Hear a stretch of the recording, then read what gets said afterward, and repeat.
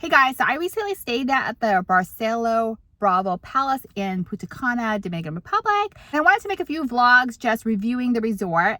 So I wanted to do the vlog in sections because there's so many things to go over. But one of the things for me when I go to vacation or exploring other places in the world is food. So let's talk about the food at the Barcelo Bravo Palace.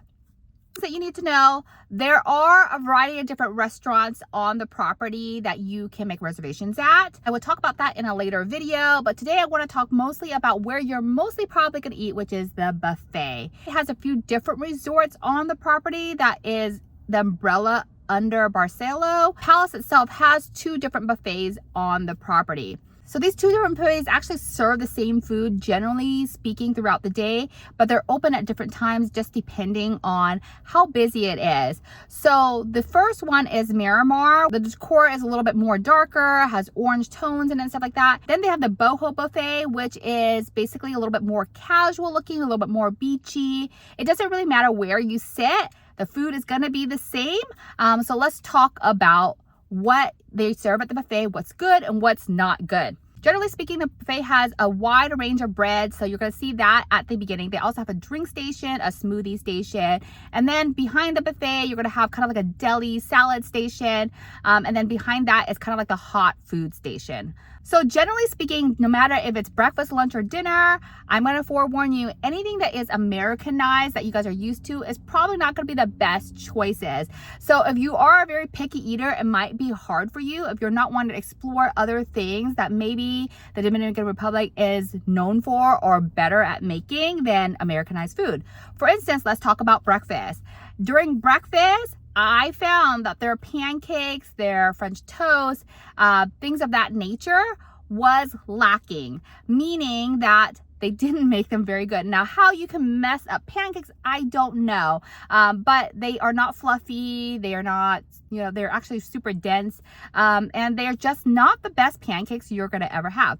As far as like breakfast staples go, you might not find things that you're normally used to. For instance, bacon, which is something that we are normally used to having at a breakfast buffet, was basically non-existent. They did have bacon, but it wasn't really good bacon. It wasn't cooked well. It was really, really salty.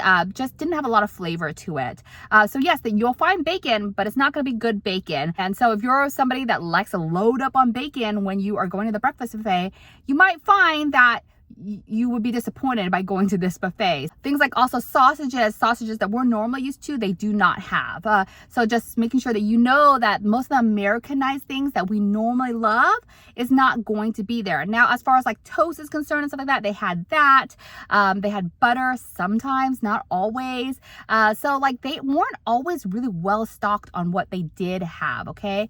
The salad bar itself, also not a traditional salad bar that you normally might have. They had a lot of salads they would mix with, say for instance, fish and stuff like that. Like they had grouper salad and stuff like that. So if you're not normally used to that type of salad, you might not find it not very welcoming when you're coming in and trying to discover new foods in the buffet, right? But if you're open to it, then definitely I suggest eating it, because some of the things that I've actually tried at the buffet that wasn't normally at a traditional buffet, I actually really liked. And I'll talk to you guys more about that in a little bit, okay?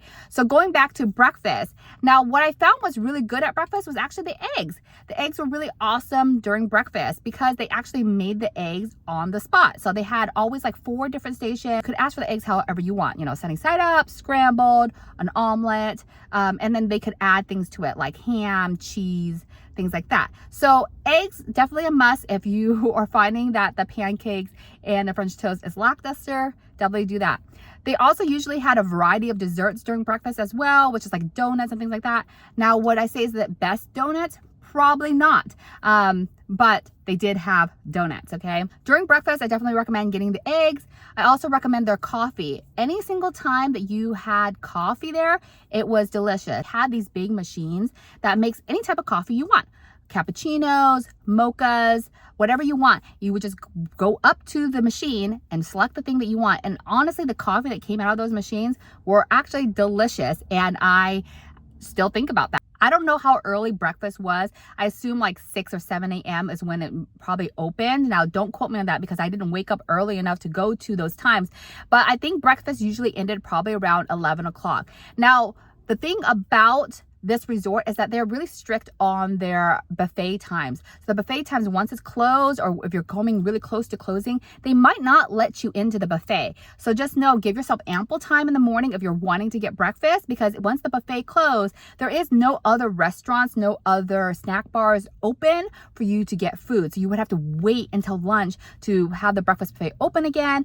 And a lot of the reservations for the restaurants, they didn't have lunch reservations. They only had dinner reservations. So if you're looking for food during the day and you didn't eat breakfast, it might be really, really hard because they didn't have snack bars open and things like that. Now, during lunch, okay, lunch and dinner buffet was almost the same. Sometimes I feel like they would bring out something extra during dinner that you probably didn't have during lunch, but generally speaking, they had all the same things. So let's talk about what was good during lunch and what was good during dinner, okay? Things I actually found really good for lunch and dinner were things I would normally not get. I remember the first and second day, I would get things that I would know what they were, you know, like mashed potatoes or something like that. Things that you would normally see in an Americanized buffet. I was always disappointed by all that stuff because they weren't the way they would make them at home.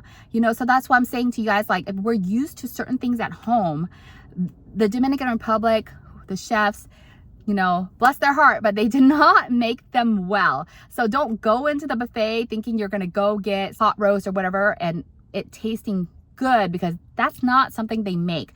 What I did find good was, say for instance, the curry. I remember the first day I had the curry and like some dirty rice and I was like, that's good. Also the tamale, if you see the tamale that's like wrapped in kind of like a leaf, it's like not the traditional tamales that we would see in the States, but those were actually really, really good. I really liked those. Anytime there was some sort of stew that you probably didn't know what the meat was, I actually thought those were good. I remember grabbing 2 stews one day because, you know, after you've been to the buffet, probably I'd say like, you know, 4 days in a row, you're kind of bored of the food that they currently have. So then you're looking for, well, what I didn't try yet, or at least me. I went and started trying things that I haven't tried yet, and I probably wouldn't have tried the first or second day. So that was where I started finding things that I actually started liking. Remember that I grabbed one time like goat stew. That was good. If you like goat, you like lamb, that was actually very delicious. There was one time I saw there was like a blood sausage thing. And the only reason why I knew it was a blood sausage thing was because I like to watch foodie things on TV. And I remember seeing that on TV before when I was watching like Bizarre Foods or something like that, you know, like Anthony Bourdain or something like that. So I tried that and that was also very, very good. They also had one time, I think, prime rib. That was good. One time they had like a whole roasted pork thing. That was good. One time I tried a chicharron. Now that was delicious. Salty, but like so good. It was so crunchy, so flavorful. And they also, like, if you put some hot sauce on it, perfection. Like that was delicious.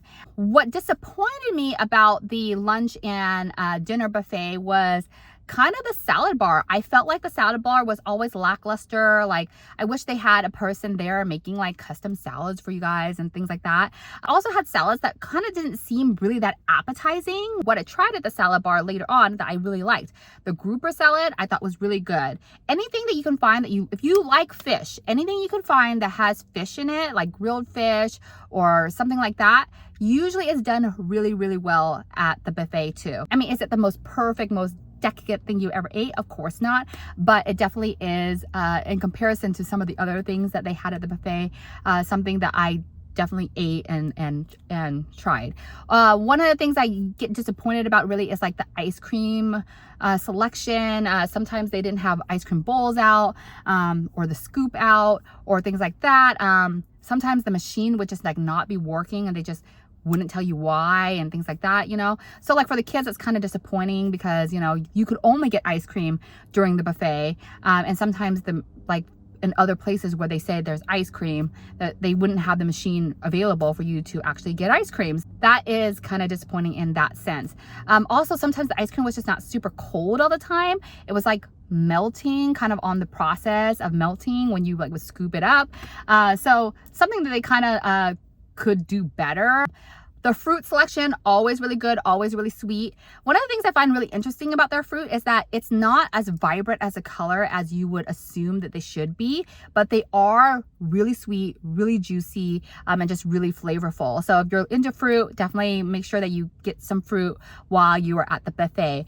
The dessert selection, not always super great. They always had a lot of dessert out.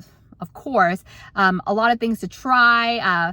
My son did a whole video where he tried every single dessert at the buffet one night, and I think he only liked like 2 things. So dessert, hit or miss. You know, I'm not a sweets person, so I don't really care too much about dessert, but if you are a sweet person, you might find it a little bit disappointing that the dessert was not that great. Usually when they seat you, they usually have some hostesses just, you know, kind of around, you know, serving water, serving drinks, serving things. We would like to tip them.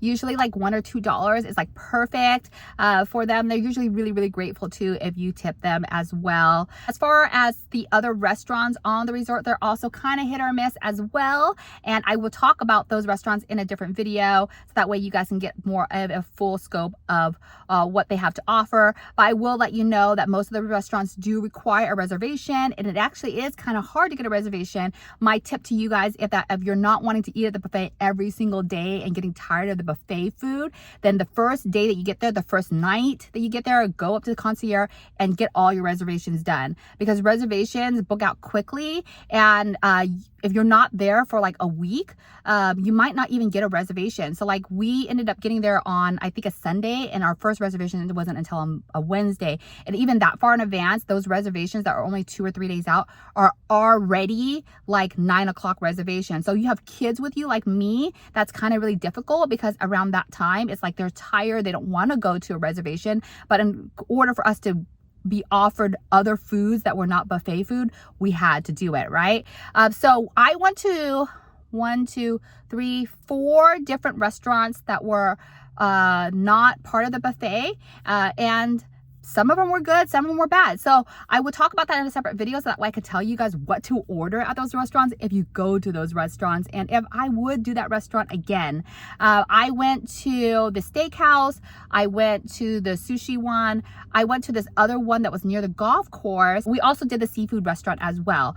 So tune in for my next video, so that way I could talk to you guys about the reservation restaurants. Make sure you subscribe so that way you can keep up on other things that I thought at the resort that were really cool, and my overall experience in Punta Cana. Talk to you guys next time. Bye.